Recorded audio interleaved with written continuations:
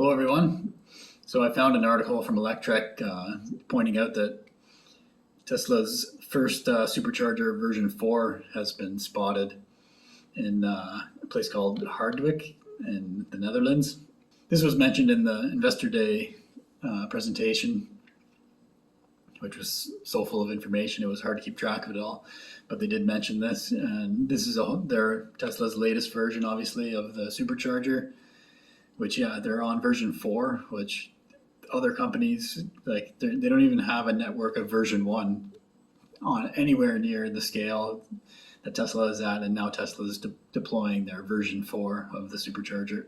And yeah, this supercharger is very different, and it's higher power to allow for even faster charging, but it's also more optimized for non-Teslas. So it's going to have a much longer cable, which will allow for much more flexibility and charge port location on your vehicle, which when you open it up to the other manufacturers, each manufacturer has a different charge port location, which will make parking at a charging stall a little bit of a mess if the cables do not reach where they need to. So this new version 4 has a much longer cable to address that issue. Along the lines of charging, there was a bit of a hint in the Investor Day presentation where you saw a Tesla parked in a garage and a charger that we've never really seen before with a cord leading down to the floor,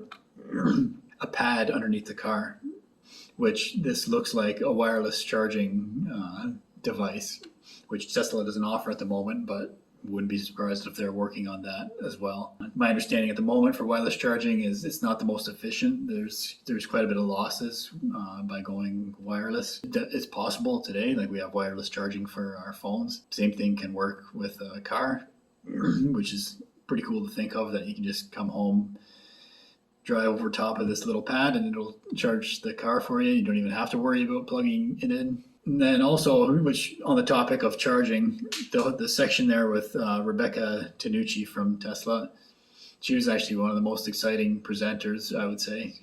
She was fun to watch and made it interesting.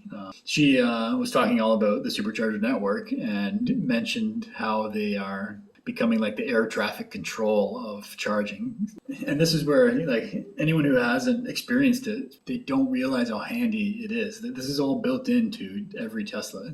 It does all the routing for you. It tells you how many people are at each charger. You can see on the tags with the numbers, that's how many chargers are available. The number shows you how many stalls are open.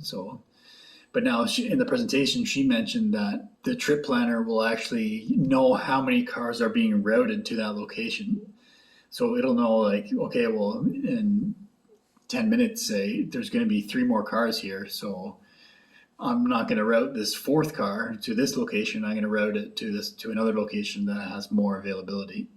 So it's pretty amazing what they're working on, and you have to use the built-in navigation when you're going on a road trip. Makes it so easy, and the range anxiety just goes away because the car does all the work, and they're working on this to make it even easier. Which reminds me of another section that was pretty cool that I wasn't aware of. I guess I'd heard a little bit about it with the Plaid Model S with this automatically adjustable suspension. So another thing they mentioned in Investor Day presentation was that Teslas will have, I guess only Teslas with, obviously only with adjustable air suspension, will know the road and through the data gathered through the fleet, will know if there's like a rough road coming up ahead. And it will adjust the suspension automatically for that rough road. So it's going to build a whole map of all the roads that it can. And if it sees that you're navigated on a route that takes you on a rough road, it'll automatically adjust the suspension to make that ride a little more comfortable. Yeah, another great innovation from Tesla that they're working on. So I guess that's it for now. So my name's Evan Bertrand. This is the Evo Green Channel. Thanks for watching.